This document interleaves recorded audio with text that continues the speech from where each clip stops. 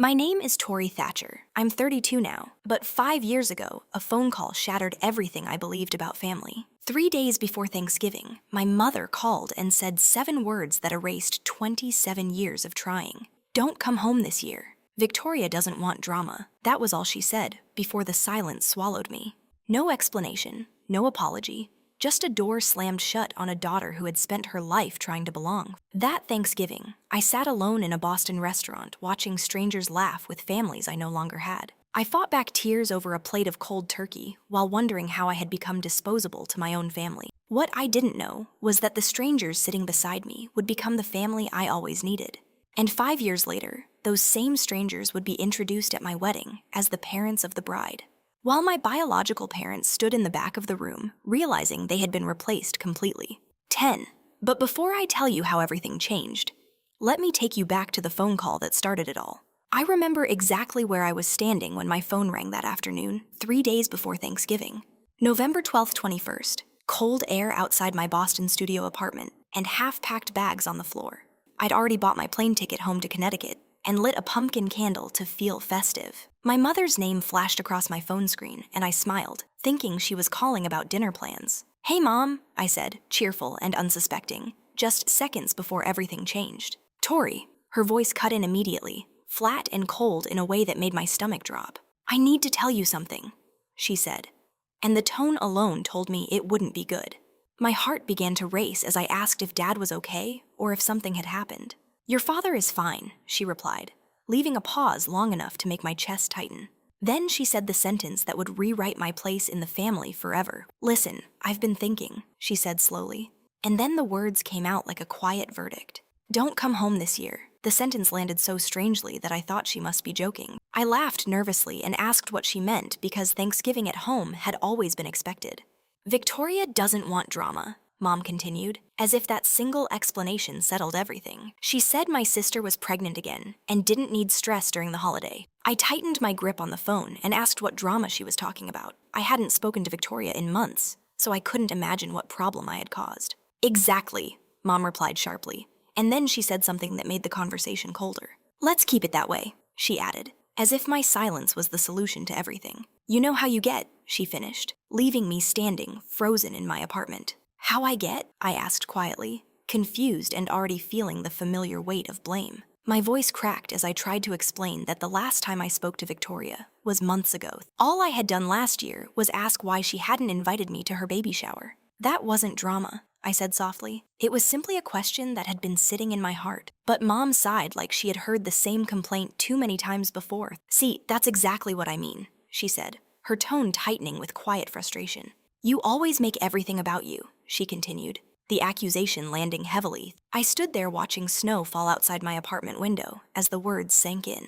27 years old, and my own mother was telling me not to come home for Thanksgiving. All because I once asked why I had been excluded from something important. "Mom, I already bought my ticket," I said quietly, staring at the confirmation email still open on my laptop. "Then get a refund," she replied instantly, her voice leaving no room for discussion.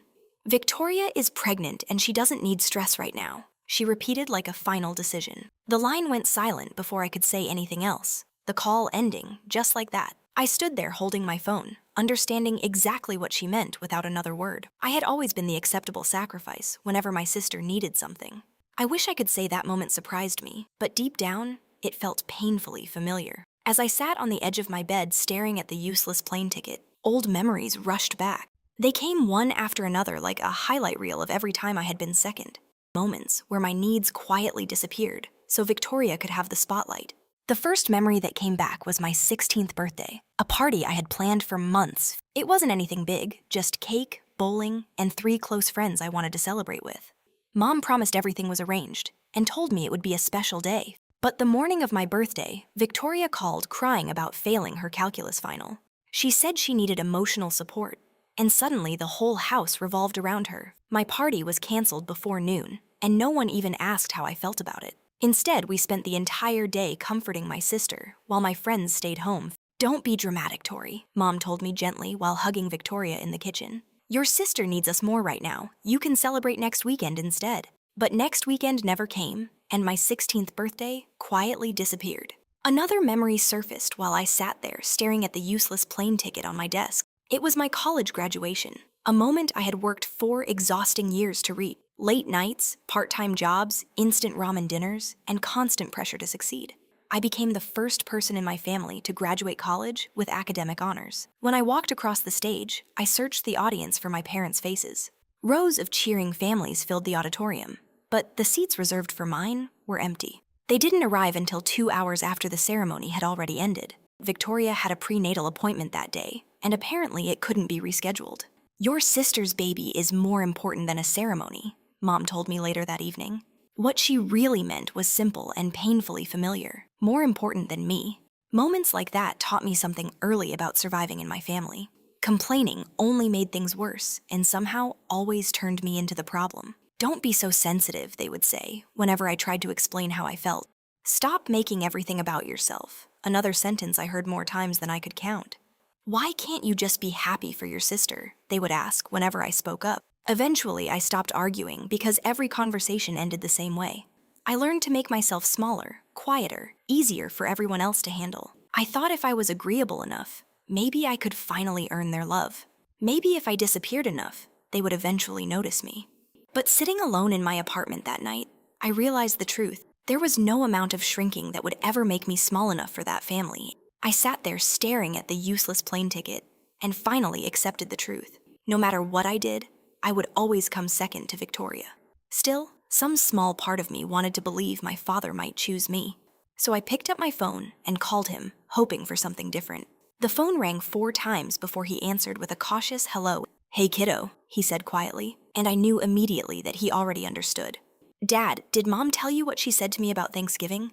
There was a long pause and I could hear a football game playing in the background. "She mentioned it," he finally said, choosing his words carefully.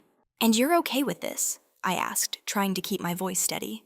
"You don't think I should be allowed to come home for Thanksgiving with my family?" Another pause followed, longer this time, heavy with everything he wouldn't say. "You know how your mother is, Tori," he answered in a tired voice. "She's just trying to keep the peace this year by excluding me," I said quietly, the realization settling deeper.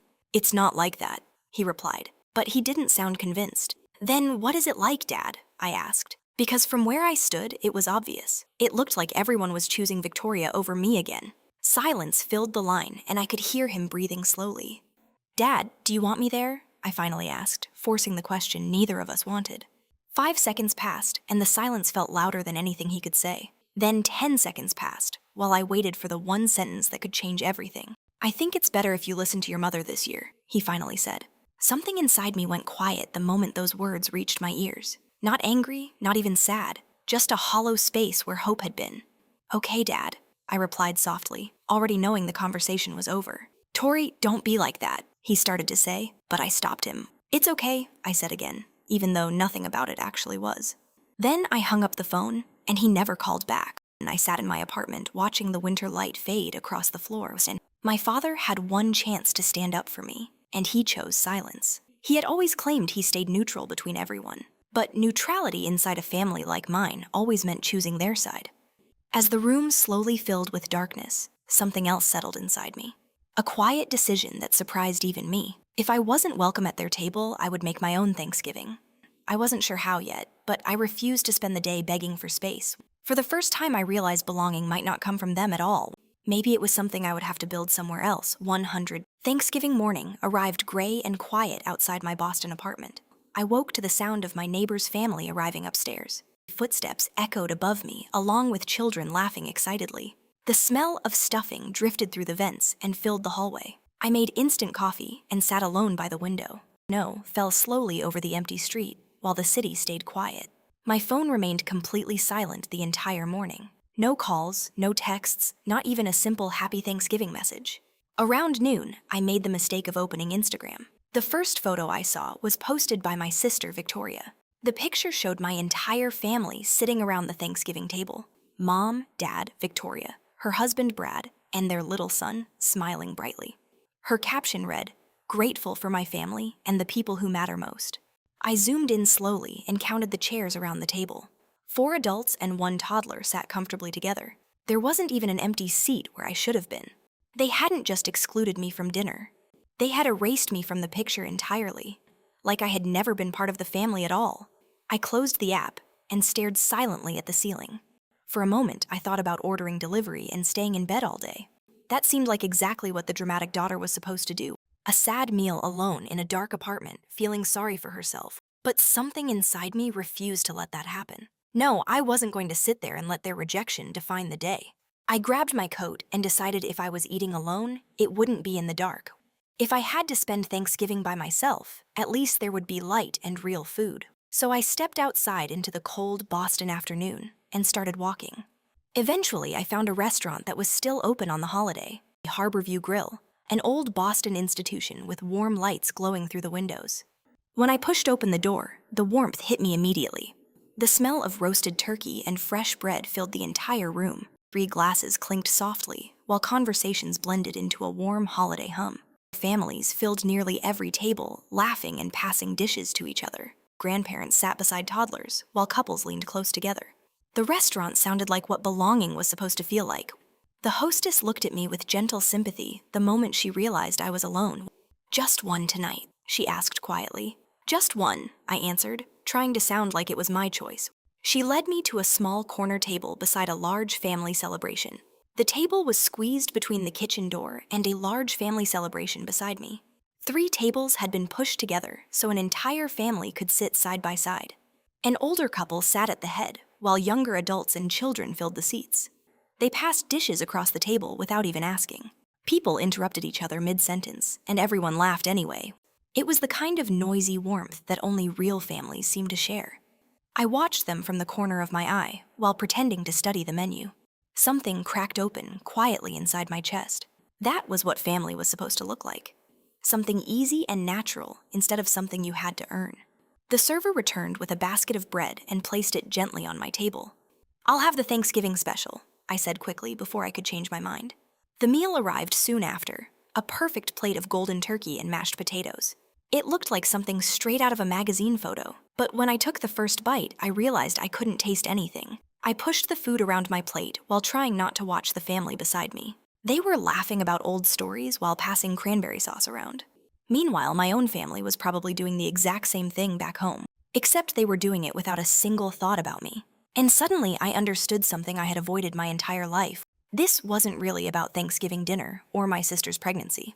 It was about a pattern that had shaped my entire life. For 27 years, I had tried to earn a place at their table. I bent myself into smaller and smaller shapes just to fit. I swallowed hurt feelings and apologized for having emotions. I stayed quiet when I should have spoken, and spoke only to be told I was too much. And after all those years, what did I have to show for it? A corner table in a restaurant and a Thanksgiving meal alone. An Instagram photo with no empty chair waiting for me.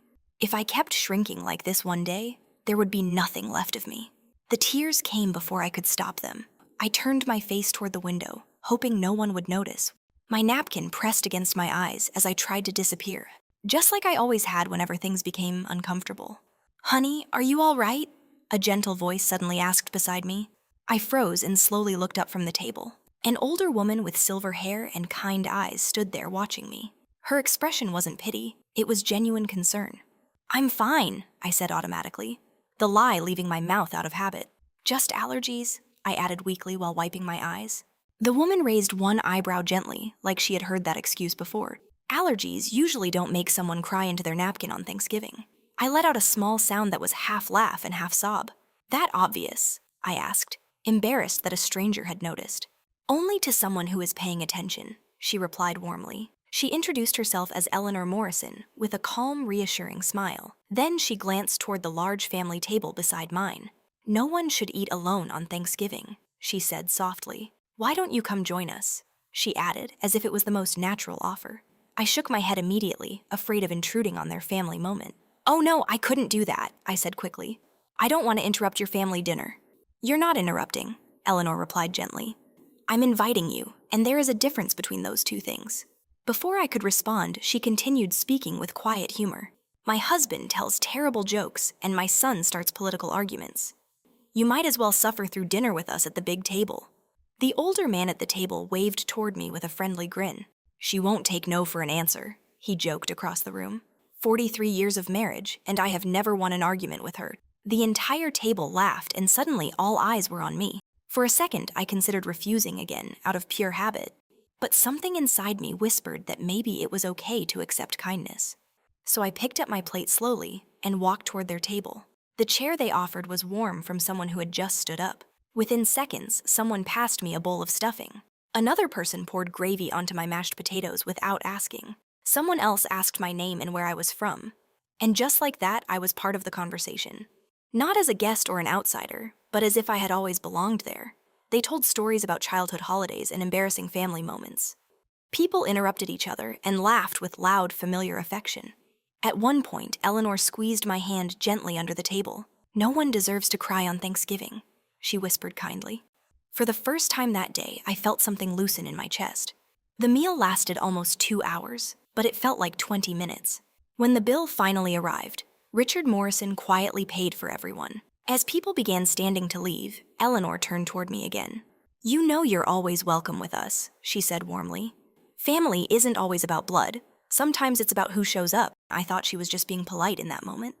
But Eleanor Morrison meant every single word she said. Over the next 5 years, that dinner would quietly change my life. The Morrison family kept inviting me to birthdays and Sunday dinners. Eventually, those invitations stopped feeling like kindness. They started feeling like something much deeper, like belonging in a place where I was never asked to shrink. 5 years later, I stood in a white dress at the front of a wedding hall. Eleanor and Richard Morrison walked me down the aisle together. Not as guests, but as the parents of the bride. Halfway through the ceremony, the doors opened quietly in the back. My biological parents stood there watching the moment they had given away. For the first time, they saw the family I had built without them. And for the first time in my life, I didn't feel the need to prove anything, because the seat that was once empty had finally been filled.